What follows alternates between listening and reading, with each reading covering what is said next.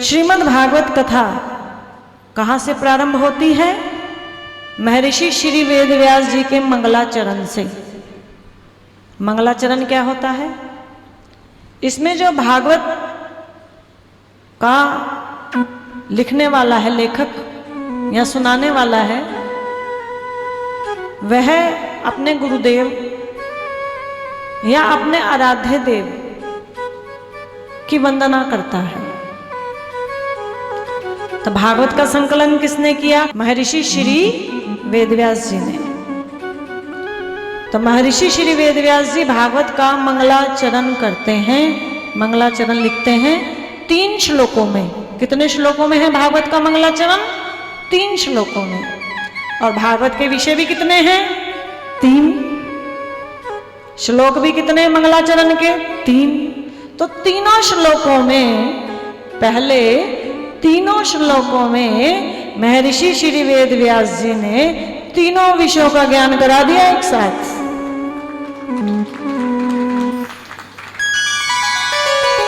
हरे कृष्ण कृष्ण कृष्ण हरे हरे, हरे राम राम राम हरे हरे। भागवत का प्रथम श्लोक गायन करते हैं और आपने हाथ जोड़ने हैं। जन्माद्यस्य यतोऽन्वयादितरता चार्थैष्वभिज्ञः सदा तेने ब्रह्महृदयादिकवये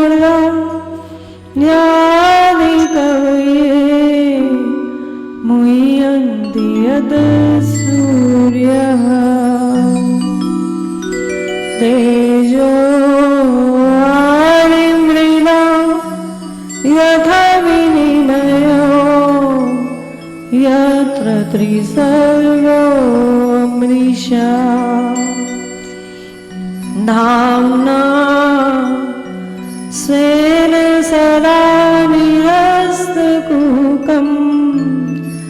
सत्यं परं धीमहि। सभी बोलिए, सत्यं परं धीमहि।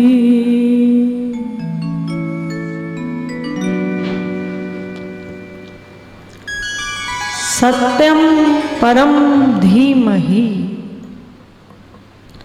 पहले श्लोक से ही ज्ञान करा दिया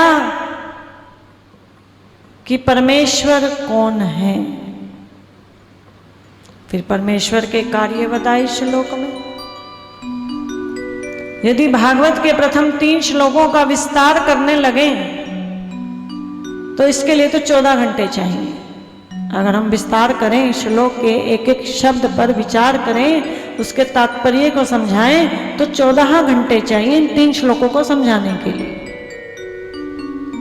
लेकिन हमने तो इन 3 श्लोकों से केवल भागवत के 3 मूल विषयों का ज्ञान लेना है। तो प्रथम श्लोक में महर्षि श्री वेदव्यास जी ने कहा, सत्यम परम धीमहि। मैं परम सत्य का ध्यान करता हूं। और ध्यान या मेडिटेशन वाला ध्यान नहीं है, भक्ति पूर्वक ध्यान। ध्यान 2 प्रकार का है। एक तो ध्यान योगी भी ध्यान करते हैं और दूसरा भक्ति योगी भी मानसी सेवा में भगवान का ध्यान करते हैं। रागनों का भक्ति पूर्वक ध्यान, जो रागनों का साधन भक्ति के समय सिखाया जाता है। तो यहां ध्यान कौन सा है? क्योंकि भागवत भक्ति का ग्रंथ है, भागवत ध्यान मार्गियों के लिए नहीं। इसलिए भागवत में जो महर्षि श्री वेदव्यास जी ध्यान करते हैं वह भक्ति पूर्वक ध्यान कर रहे हैं। किसका? परम सत्य का। बोले हरे कृष्ण। अब हमें खोजना होगा कि जिन परम सत्य का वह ध्यान कर रहे हैं, जिन परमेश्वर का वह ध्यान कर रहे हैं, वो है कौन? भागवत के प्रथम श्लोक में कहीं नहीं लिखा कि महर्षि श्री वेदव्यास जी ने भगवान कृष्ण का ध्यान किया, लेकिन भागवत का जो मूल विषय है वह तो श्री कृष्ण है, विष्णु नहीं। भागवत का मूल प्रतिपाद्य विषय कृष्ण है, विष्णु नहीं। कृष्ण अंशी हैं, विष्णु उनके अंश हैं। तो हमें कैसे पता चलेगा कि जिन परमेश्वर का वह ध्यान कर रहे हैं, जिन परम सत्य का वो ध्यान कर रहे हैं, वो कौन है? तो भागवत से ही खोजना पड़ेगा उत्तर। तो भागवत के 10वें स्कंद के 2 अध्याय में इस प्रश्न का उत्तर मिलता है कि परम सत्य कौन है, जिसका महर्षि श्री वेदव्यास जी ने ध्यान किया। प्रसंग है भगवान श्री कृष्ण, 10वें स्कंद में प्रसंग आता है, आख्यान आ रहा है।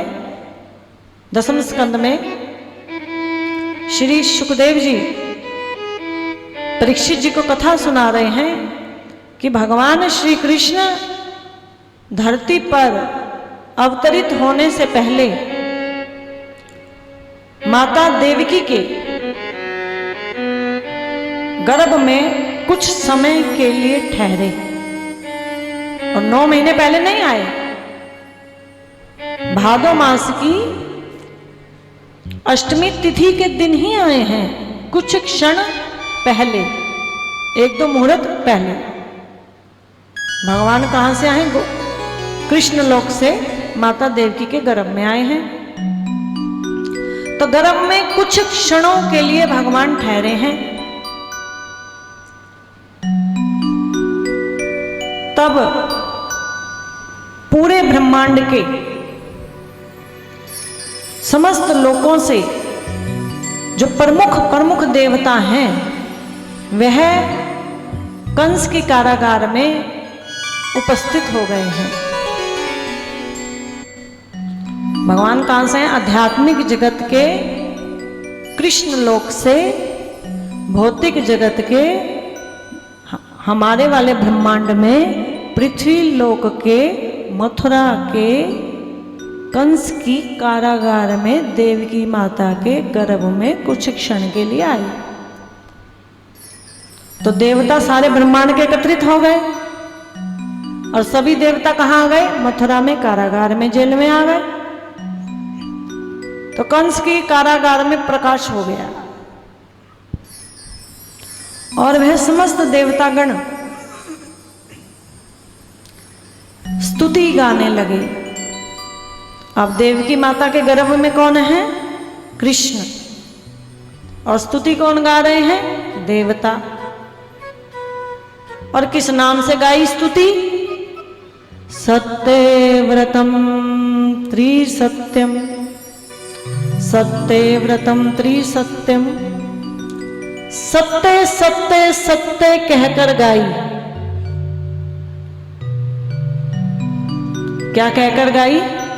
सत्यव्रत है सत्य संकल्प, त्रिसत्य है त्रिकाल में सत्य, परम सत्य है परम सत्य। हम आपकी वंदना करते हैं।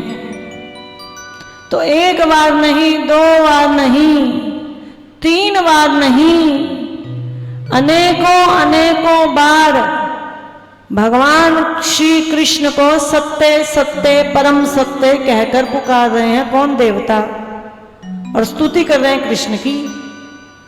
जो प्रश्न पहले श्लोक में मन में उठा कि परम सत्य कौन है, उस प्रश्न का उत्तर कहां मिला जाकर?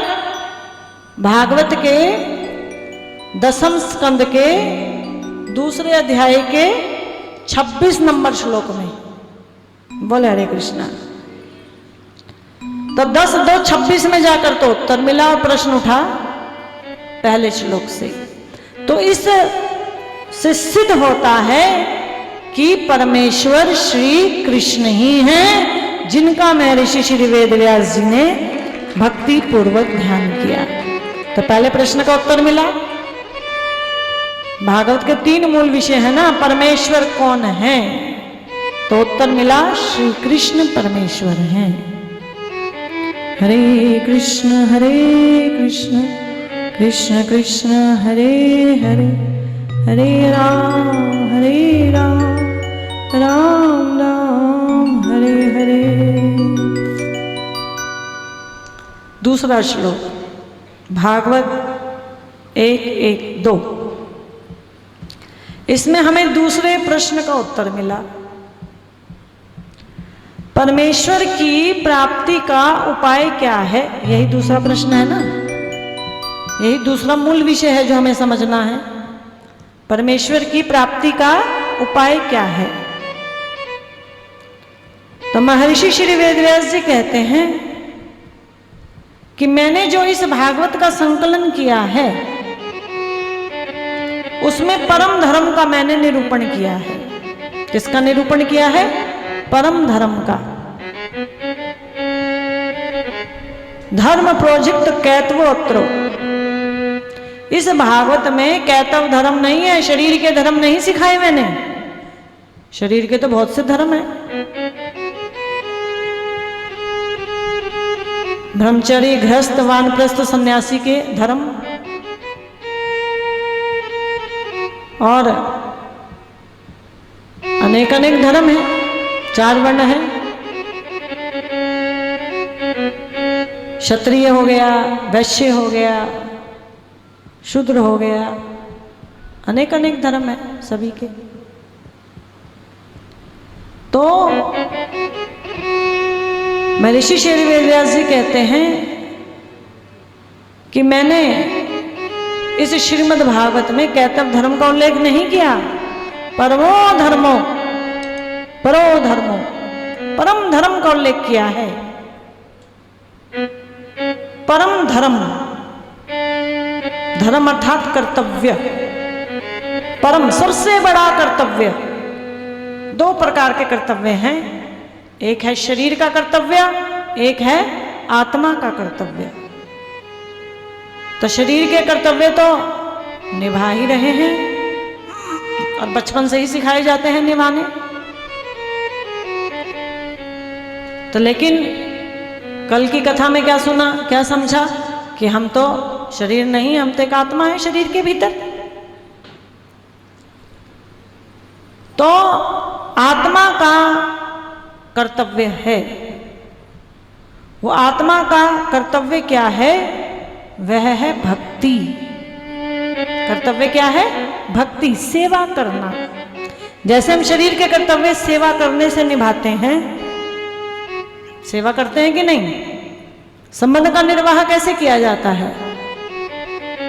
मान लिया किसी से हमारा कोई संबंध है और उस सेवा करता नहीं, तो क्या आपने संबंध का निर्वाह किया, कर्तव्य का निर्वाह किया? माता पुत्र के बीच में संबंध है, माता पुत्र की सेवा करती है, पुत्र बड़ा हो जाता है तो माता की सेवा करता है। सेवा का संबंध है, सेवा से ही तो संबंध जुड़ा है। यदि सेवा ही नहीं तो संबंध कैसा? तो ऐसे ही आत्मा के भी स्वामी हैं। भागवत से पता चलेगा, गीता से पता चलता है कि हम श्री कृष्ण के अंश हैं, श्री कृष्ण हमारे स्वामी हैं। तो स्वामी तो हैं, हम उनके दास तो हैं, सेवा करते नहीं। बोले हरे कृष्ण। तो फिर कर्तव्य की उपेक्षा करना तो पाप लगेगा। कर्तव्य की उपेक्षा करना पाप में आता है, और ये तो परम कर्तव्य है, सबसे बड़ा कर्तव्य। मनुष्य जीवन मिला ही इसीलिए है कि हम अपने परम कर्तव्य का निर्वाह करें।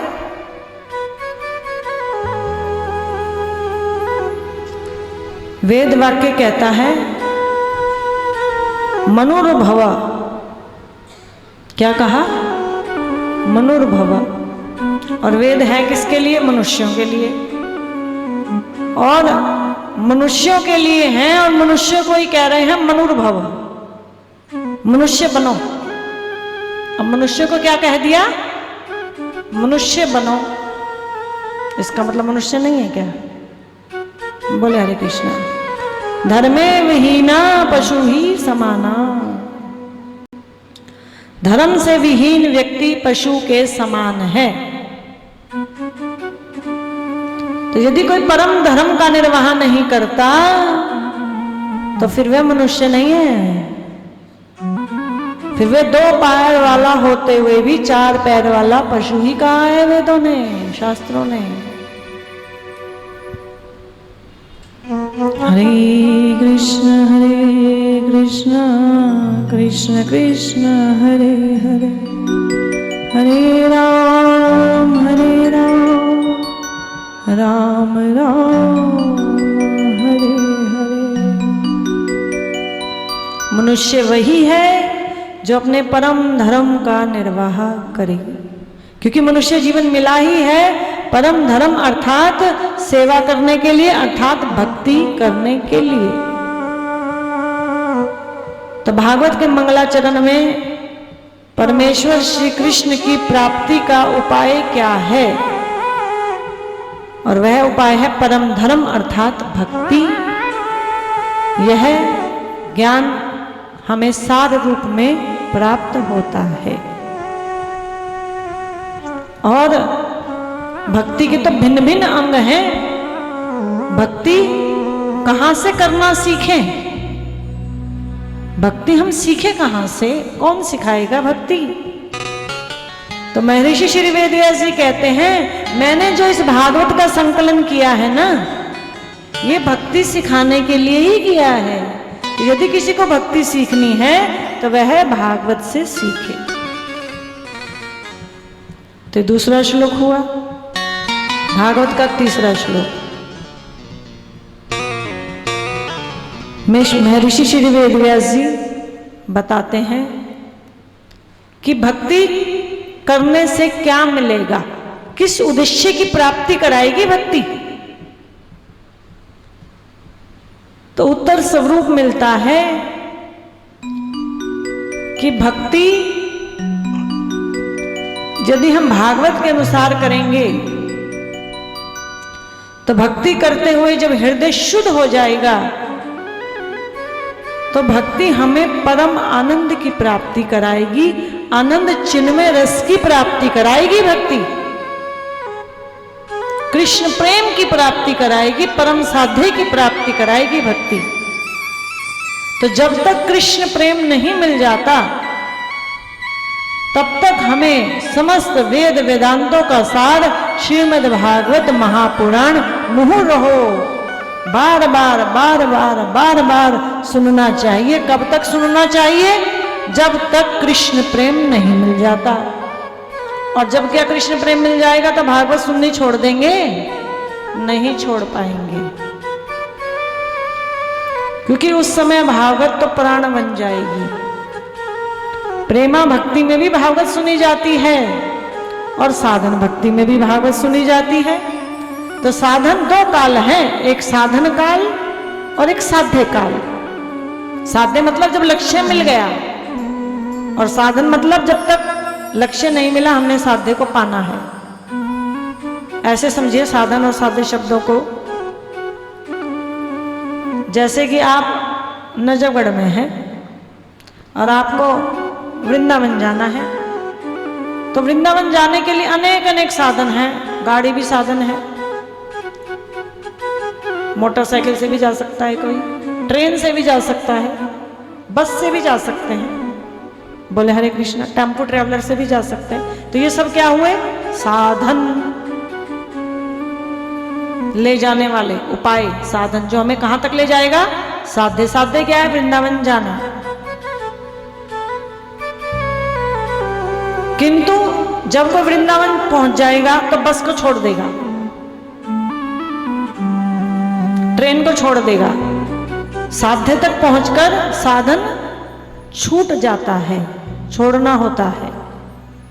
किंतु भक्ति में ऐसा नहीं है। भक्ति में ऐसा नहीं है।